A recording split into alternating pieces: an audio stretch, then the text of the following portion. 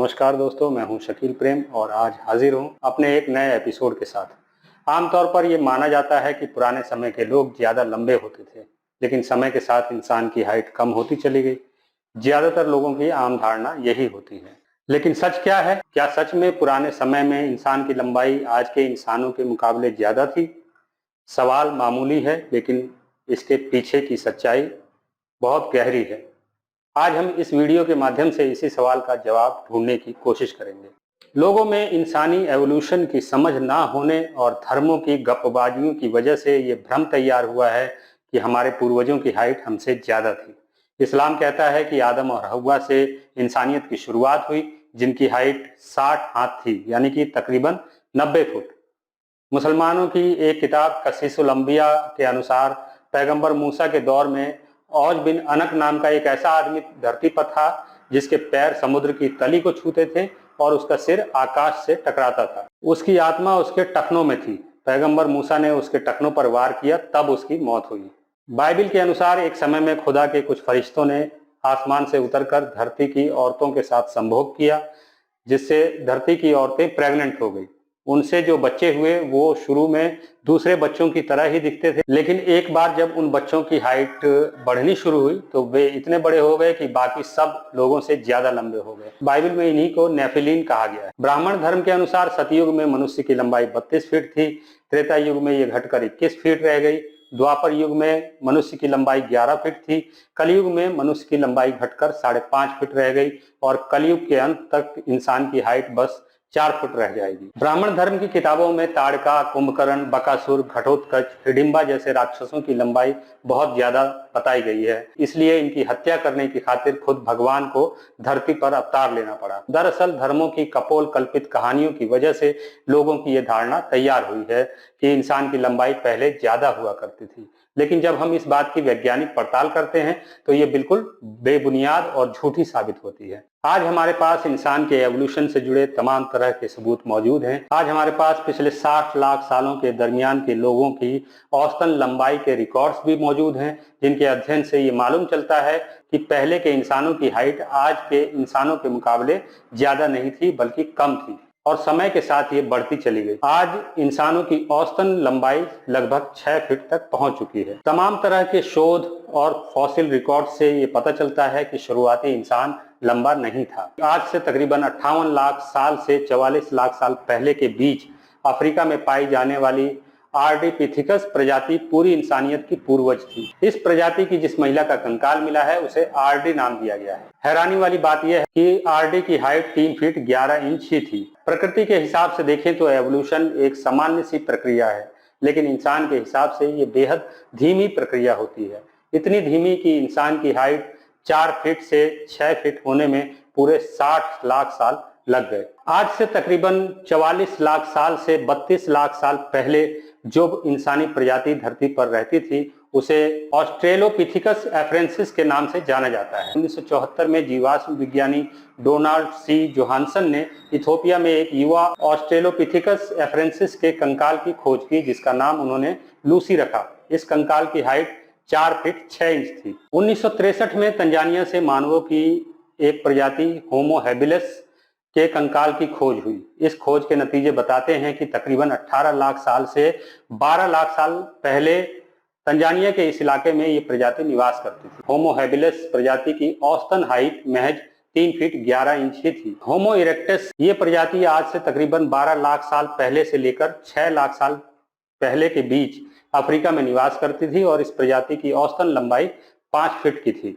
होमो हेडलबर्गेंसिस ये प्रजाति आज से तकरीबन 6 लाख साल पहले से लेकर 2 लाख साल पहले के बीच अफ्रीका में रहती थी और ये पहली ऐसी इंसानी प्रजाति है जिसके सबूत अफ्रीका से लेकर यूरोप की गुफाओं तक से मिले हैं। इन्हें निएंडरथल का पूर्वज भी माना जाता है। ये प्रजाति मौसम के अनुसार शेल्टर बना सकती थी और इस प्रजाति की औसतन लंबाई 5 फीट 6 इंच की थी। निएंडरथल्स ये प्रजाति आज से तकरीबन 2 लाख साल पहले से लेकर 40,000 साल पहले तक पूरे यूरेशिया के इलाके में फैली हुई थी और इस प्रजाति की औसतन हाइट 5 फीट 8 इंच थी।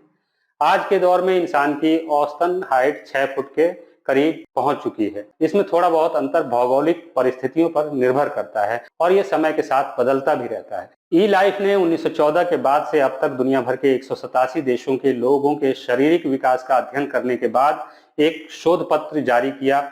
लाइफ जर्नल में छपे इस शोध के अनुसार पिछले 30 से 40 सालों के बीच कुछ देशों के लोगों की लंबाई में बढ़ोतरी रुक गई है। हालांकि पिछले 100 सालों में दर्ज किए गए ये बदलाव बेहद मामूली ही हैं। तमाम तरह के शोध और वैज्ञानिक सबूतों से ये साबित होता है कि हाइट के मामले में हमारे पूर्वज हमसे छोटे कद के हुआ करते थे। ऐसी किसी इंसानी प्रजाति का कोई एविडेंस हमें नहीं मिला जो हाइट में आज के इंसानों से लंबी हो। इससे ये बात तो सिरे से खारिज हो ही जाती है कि पहले के लोग हमसे लंबे हुआ करते थे। जॉर्डन में एक कब्र है जिसकी लंबाई 19 फीट है। ये नबी यूशा की कब्र बताई जाती है। कब्र को देखकर भक्त लोग ये मान लेते हैं कि इस कब्रनुमा ढांचे के अंदर जिसे दफनाया गया है वो इतना ही लंबा इंसान था कि उसे दफनाने के लिए 19 फीट की कब्र बनाई गई। लेकिन लिफाफा देखकर अंदर के माल का अंदाजा लगाना हमेशा ठीक नहीं होता। इतिहास के कुछ धूर्त लोग ऐसी अजीबोगरीब कब्रें, मजार या मंदिर बनाते थे ताकि लोगों को बेवकूफ बना सकें। ये कब्र उन्हीं धूर्तों की करामात है। जॉर्डन सरकार वैज्ञानिकों को उस कब्र की जांच करने की अनुमति कभी नहीं देती, क्योंकि पोल खुलने का खतरा भला वो क्यों मोल ले। जब तक धर्म है लोगों को ऐसे ही बेवकूफ बनाकर लूटते रहो, किसने रोका है। और जिस नबी की ये कब्र है, जब उस नबी का कोई ऐतिहासिक प्रमाण ही नहीं तो फिर कब्र में किसकी हड्डियां हैं क्या पता। इस कब्र में कौन दफन है कोई नहीं जानता, लेकिन इतना तो तय है कि कब्र में 19 फीट का कोई आदमी दफन नहीं है। किसी जगह पर किसी एक इंसान के ज्यादा लंबा होने या बौना होने से उस इलाके की औसतन हाइट तय नहीं की जा सकती। इतिहास के सबसे लंबे आदमी के तौर पर 1918 में जन्मे रॉबर्ट वार्डलो का नाम दुनिया के अब तक के सबसे लंबे व्यक्ति के तौर पर गिनीज बुक में दर्ज है। उनकी लंबाई 8 फीट 11 इंच। इससे ये साबित होता है कि पिछले 100 सालों में दुनिया में 9 फीट से ज्यादा लंबा इंसान पैदा नहीं हुआ। लेकिन अब सवाल यह है कि क्या इतिहास में कभी कोई ऐसा व्यक्ति पैदा नहीं हुआ जिसकी हाइट 10 फुट से ज्यादा हो। सोशल मीडिया पर ऐसी तमाम तस्वीरें और वीडियोस मौजूद हैं जिनमें दावा किया जाता है कि फला जगह खुदाई में विशालकाय कंकाल मिला, लेकिन पड़ताल करने पर ऐसी खबरें फेक न्यूज ही साबित होती हैं। दुनिया भर में हुई किसी भी आर्कियोलॉजिकल डिस्कवरी में आज तक ऐसा कोई कंकाल नहीं मिला जिसकी हाइट 9 फीट 2 इंच से ज्यादा हो। पिछले 100 सालों में दुनिया भर में हुई खोजों में हजारों की तादाद में इंसानी कंकाल मिले हैं, जिनमें कुछ ऐसे भी कंकाल मिले हैं जिनकी हाइट चौंकाने वाली थी, जैसे कटालिना आइसलैंड स्केलेटन। इस कंकाल की हाइट 9 फीट 2 इंचेस है। आज से तकरीबन 100 साल पहले कैटलिना द्वीप पर रॉल्फ ग्लिडन नाम के एक वैज्ञानिक को 9 फीट 2 इंचेस का इंसानी कंकाल मिला था। अब आप कहेंगे कि शायद उस समय के लोगों की औसत लंबाई 9 फीट रही होगी, लेकिन ऐसा नहीं है। दरअसल 1919 से 1928 के बीच रॉल्फ ग्लिडन ने कैटलिना द्वीप पर लगभग 800 अलग अलग कब्रगाहों को खोज निकाला और उन्होंने इन कब्रों में मौजूद 4000 से ज्यादा कंकालों की पड़ताल की, जिनमें सबसे लंबा 9 फीट 2 इंचेस का कंकाल था। इन्हीं 4000 कंकालों में एक 8 फीट का कंकाल भी मिला और कुछ 7 फीट लंबे स्केलेटन भी मिले, लेकिन बाकी कंकालों की हाइट औसतन 5.5 फीट ही थी। और ये सभी 4000 कंकाल उस कबीले से संबंध रखते थे जो इस द्वीप पर 12000 सालों से निवास कर रहे थे। ऐसा हो सकता है कि किसी समय दुनिया के किसी कोने में कोई आदमी 10 फीट 20 फीट या 100 फीट की लंबाई तक पहुंचा हो, लेकिन सच तो यही है कि ऐसे किसी महामानव के पैदा होने का कोई प्रमाण उपलब्ध ही नहीं है। इसलिए धार्मिक किताबों में दर्ज बातें सिर्फ गपबाजी ही साबित होती हैं। एवोल्यूशन सिर्फ इंसान के शारीरिक बनावट या हाइट में ही नहीं हुआ, बल्कि समय के साथ इंसानी दिमाग का आकार भी बढ़ा है। इससे ये साबित होता है कि हमारे पूर्वज शारीरिक रूप से ही नहीं बल्कि दिमागी रूप से भी हमसे कमजोर थे। समय के साथ इंसान के दिमाग और शरीर का विकास हुआ। जंगलों, पहाड़ों और गुफाओं में रहने वाला एक मामूली जानवर आज वक्त के उस पड़ाव पर खड़ा है जहां से वो चांद तारों पर बस्तियां बनाने की ख्वाहिश रखता है।